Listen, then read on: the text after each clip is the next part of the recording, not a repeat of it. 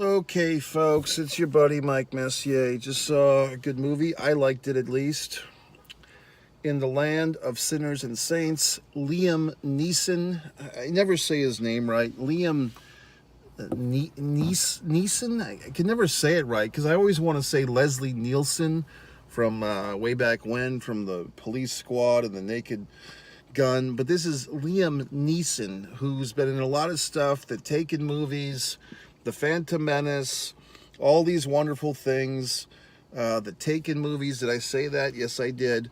And for about the last 10, if not 15 years, he's pretty much been making the same movie over and over again, where he plays like an older guy who's been a bad guy. He's been an assassin. He's been a murderer. He's been a henchman of sorts. And now he's trying to do the right thing because some kid is in peril. And guess what? Every time he makes this movie, I see it and I like it. He's making the same movie. Just like AC/DC makes the same album over and over again for the last 35 years. And Liam Neeson makes the same movie. It's taken a variation on a theme. So in this one, the variation is we're back in time, 1974, Ireland, small town, whatever the fuck. Some cars coming over here looking at me like an asshole. But basically, we're in a small town and in Ireland, and the IRA has these people. Now, see, this is stuff that I don't fully understand. Full disclosure, all these world politics, I've heard of the IRA. I believe I don't want to offend any members of it, obviously, but it's Irish, or is it Ireland, like a rebellion, or whatever the fuck. But basically, the Irish were looking for liberation from whoever the fuck, and they were like kind of I don't want to say, I don't want them to get angry if they're still around. But in any event, the IRA has these people, and they are not the good guys in this movie. But what I like about this movie, but yes, you should see it, okay? If you like drama, if you like shoot 'em up movies, but at least with this one there's a real story behind it, which I enjoyed, and real character development. And what I really liked about this movie, several things, I'll probably give it 4 fucking stars, by the way, is first off, where do I even begin? The lady playing kind of the bad guy, but kind of not. Carrie Condon, I was not familiar with her work. She did that movie a couple of years ago, whatever the fuck, In the Land of the Banshees, which I never saw. People told me it was boring. Somebody said, oh, you should watch it just to tell me how boring it is. Well, if you're telling me how boring it is, why do I need to see it, okay? But she's a very good actress, very intense face. If you ever saw the movie Highlander, where the village lady tells McLeod that he's been possessed by the devil. She kind of has that possessed look in that scene, that actress from whatever the fuck, 1986. This Carrie Condon has this kind of possessed face this entire movie. Like, she's really into her acting because she's very convincing. Her brother is a real jerk. He is an abusive man.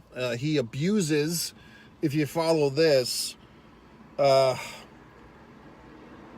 Carrie Condon's character's, Darren, I think her name is, her dead husband's sister lives in the village, and that sister has a little daughter who this brother asshole is abusing. And that's what enters our Liam Neeson character, who's basically like a bounty hunter or an assassin. He goes around killing people that have gone around killing people. And we kind of have this opening scene where his latest, hit, his assignment, knows that it's coming because that guy's killed people too, and he's begging for mercy. And well, he's not really begging. He's kind of accepted that his death, and he's telling the fucking, our guy here, Liam Neeson's character, hey, look, you should escape this line of work. I got out of it late in life. I try to redeem myself, and I'm going to sing. And now Liam shoots him and he falls into a grave, and he does the really mean thing where, like, you make someone dig their own grave before you shoot them and bury them. You know what I mean? That's intense. Make someone dig their own grave and then fucking shove them in. So all this dramatic shit, all these assholes who kill people trying to find redemption and sing at the town pub. And what I liked about, another thing I liked about this movie is the shades of gray. You know what I mean? Like in Soul Man, there's not just black and white, there's shades of gray. There's not just red and white, there's shades of pink. In this movie, you know, the bad guys, sometimes they feel guilty that they killed somebody, sometimes they don't. You know, it's one of those deals where like the people kill people, but then they kind of feel bad about it. And so they all feel like they have some motivation, including basically our villainess here, the Carrie Condon character of Darren. She feels like she's fighting for the liberation of Ireland. We're fighting for the liberation of Ireland. God fucking damn it. We're not going anywhere. So she's all, you know, into the cause and all that good stuff. But sometimes she loses sight of her own humanity. And the fucking Liam Neeson guy, what's he fighting for? Well, he's trying to, not to say rectify himself, but he's trying to give his life meaning. Of course, he's got the dead wife thing too. I've discussed this in other films. If you want to kind of make a bad character a human, you say that they have a dead spouse. And, you know, ever since the spouse died, they've been all fucked up about it. So that's why he's become a killer. And an interesting little thing in this movie, early on, some cliches were broken. We see the guy, you know, go to his boss and say, hey, I want out of the killing. And like typically most movies, 9 out of 10, oh, he's trying to get out of the mafia life or he's trying to get out of the gangster life and they won't let him out. So then the guy has to like fight and to try and get out of the gangster life. But here, the boss man's like, okay, you're done, you're retired. So it's like kind of a nice departure. But then he finds a reason to kill again. And the reason to kill again is because, hey, you can't abuse a little girl, can you? So, you know, now, just me, but the little girl's mother, who's the bartender, the barkeep in this little town, I thought the guy, Liam, was going to make a play on her, but he didn't. The only love interest he seems to have is with this kind of woman who's like holding on because her husband's about to die, but he's not quite dead yet. So she's like, you know, the nosy neighbor, but they kind of have these tinges of romance at times or whatever the fuck. Some good character development. You know, it's a nice small town story. And furthermore, another thing I liked about this movie, the movie takes place in an era with none of these things that I'm using. No smartphones, no cell phones. There's an actual payphone used in the film. There's no goddamn computers in the movie. No, you don't sit there in the movie theater and watch some asshole typing on a laptop with the fucking Apple on the back of it. I hate that. I hate fucking going to a movie, paying money to watch a movie, and some fuck is in the movie on a goddamn laptop computer. That's not cinematic, assholes. I don't like seeing a movie where they're texting. You know, I've referenced this before. 50 Shades of Grey. Movies were the worst, where the characters are texting each other and they put text blurbs on the screen. That's not cinematic, assholes. It's really not, okay? So I like a movie where I guess nowadays, this person just sitting here looking at me, yeah, go away, okay, you fucking weirdo. These days, I guess they have to make movies that take place in different time eras because all of the problems in these films of communications and missed call or whatever the fuck, missed things, now you just text some asshole or whatever the fuck. So, I mean, I think these movies need, I think we might see more of these movies that are taking place in other eras. This one, Love Lies Bleeding, that I just saw, that took place in 1989. This one takes place in 1974.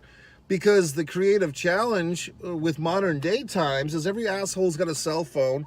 And so every solution is, you know, why did you stay there while the killer killed you? You could have called 911. Or why didn't you take a picture of the ghost and then show everybody? Because everyone's got a goddamn smartphone now. So we have to go back in time to previous generations where people didn't have these goddamn phones to make the movies interesting again, okay? So I liked it. Also, I just did, you know, and like I said, Liam Neeson's playing the same character. I did like the fact in this one that all these different characters have different motivations. Liam is trying to pass on the story that he's learned in the first 10 minutes of the film about finding something to do with your life besides killing people. He's trying to re-teach that lesson, to pay it forward to this fuck, this other guy who's kind of a young, hot-headed killer guy. But the young, hot-headed killer guy, he just can't get over himself. He can't get out of it. And so, you know, We know that there's certain characters in this movie are not going to live the distance. Some of them are going to fucking bite it. And of course, our guy is going to live. You know what I mean? So I enjoyed the film. What the fuck? I mean, I just thought it was good. I guess I'm kind of a mark, meaning I'm susceptible to these Liam Neeson films. I mean, the guy's got to be pushing 70 years old now. I mean, it kind of might be past 70. Like I said, for the last 10 or 15 years, he's playing the same asshole over and over again. The killer who redeems himself. Yet I enjoy it. I enjoy this procedure. You know what I mean? Like, I find it good. Like, I mean, when I saw the fucking the little graphic for this fucking movie, I didn't watch the preview. I didn't read the blurb. I'm like, okay, I know what this is gonna be. Liam Neeson, helps some kid and does some shit and kills some people and, reflects upon things and redeems himself. It's the same goddamn movie he's making over and over, except he makes it very well. So that's why these assholes keep making these movies, because they're good ones, okay? So there won't be any sequel to this thing. There doesn't seem to be a need. But high-end quality movie, high production fucking values, you know what I mean? Like, they did a nice job with the picture and the quality and all that horse shit. The theater did a nice job with its presentation tonight, the auditorium.